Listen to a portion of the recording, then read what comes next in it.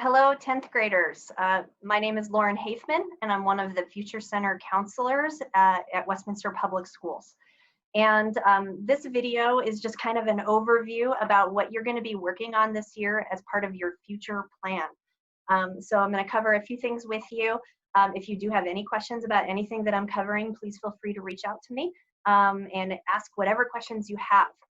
So one thing I want to show you that's new this year, in order to make it a little bit easier for you to understand the requirements for your future plan, we created a website for 10th grade future plan. So let me go ahead, I'm going to grab the screen and show you that first.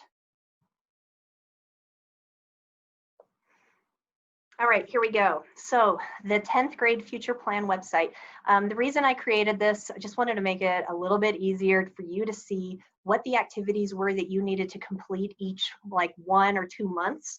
And then what are the actual steps that you need to complete. These activities are really short.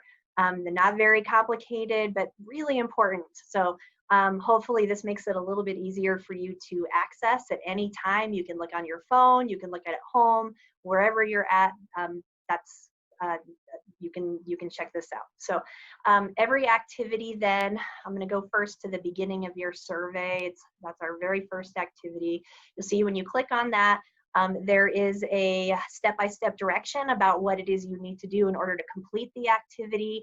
And it's always directing you to the actual activity in Empower. That's where you do need to actually complete any kind of work that needs to be submitted. So make sure you're aware of that.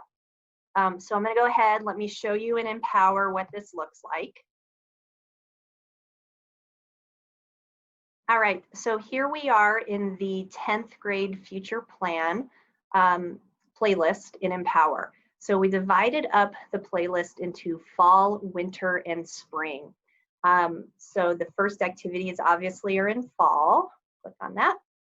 You'll see here, these are all of the both required activities and some optional activities for students who just might be interested in that information.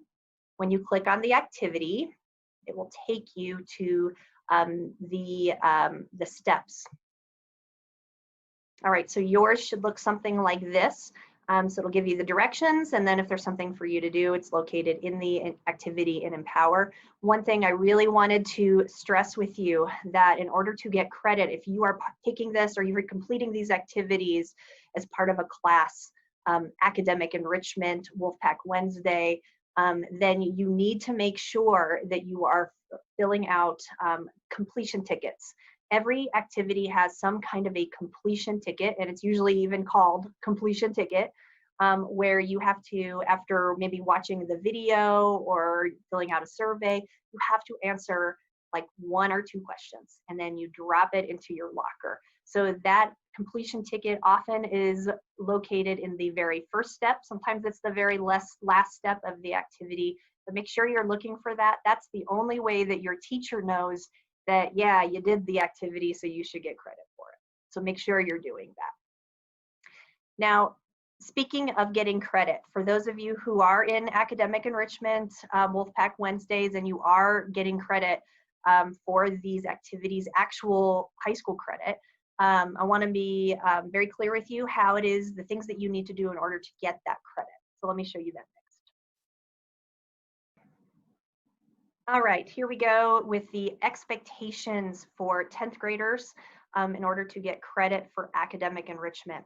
First of all, you do need to complete 80% of all of those activities in the fall, winter, and spring playlists.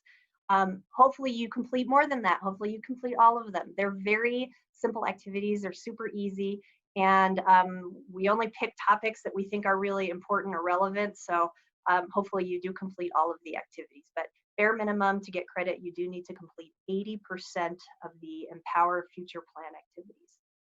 In addition to that, there is one activity that is a non-negotiable. You have to complete that activity. And for 10th grade, that activity is called My Life After High School. In that activity, and you'll learn more about that later, you're going to research a pathway that interests you. So depending on what it is you want to do after high school, you might research a branch of the military, or you might research a college. And so there's a very simple questions you fill out. Just that's basically what it is. But we'll go more into depth later on that. But that one activity is required in order to get credit for academic enrichment. All right, and then finally, I just wanted to show you how basically what is the theme for 10th grade in your future plan. So let me take you there next. This is our WPS future plan overview for grades 6 through 12.